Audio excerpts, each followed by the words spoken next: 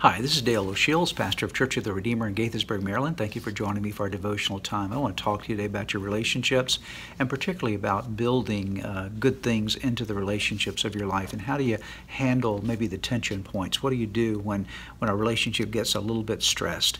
The Bible teaches us in Proverbs chapter 15, verse 1, it gives us this word of instruction regarding relationships. A gentle answer turns away wrath, but a harsh word stirs up anger. Listen to that again. A gentle answer or soft answer turns away wrath, but a harsh word stirs up anger.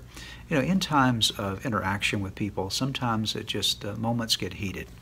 And maybe you have a disagreement with someone, a disagreement with your spouse, and they see it one way and you see it another way, and you begin to want to prove your point, and they want to prove their point, and we get our pride mixed into it so that we're trying to be right about the situation. I want you to see that I am right. I'm thinking the right way. You should think the way I think. And of course, this escalates, and that's the key word. There's an escalation of the conversation, and usually an escalation of the volume in terms of how we're talking with one another, and before long there's a full-blown conflict that's happening.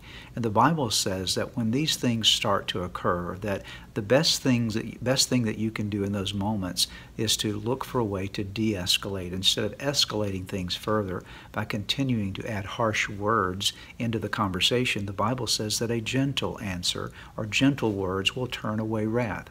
It's amazing what will occur when an argument is happening, when one person just refuses to continue the argument and instead becomes sweet and kind in it. That all of a sudden you say, well, you know what, I'm sorry.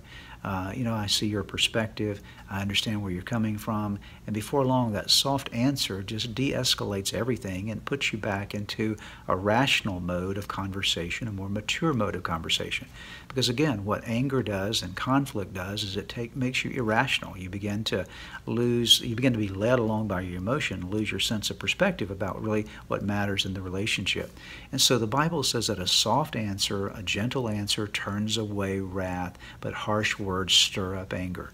There's also a passage in Ephesians chapter 4, verse 29 that says, do not let any unwholesome talk come out of your mouths, but only what is helpful for building others up according to their needs, that it may benefit those who listen.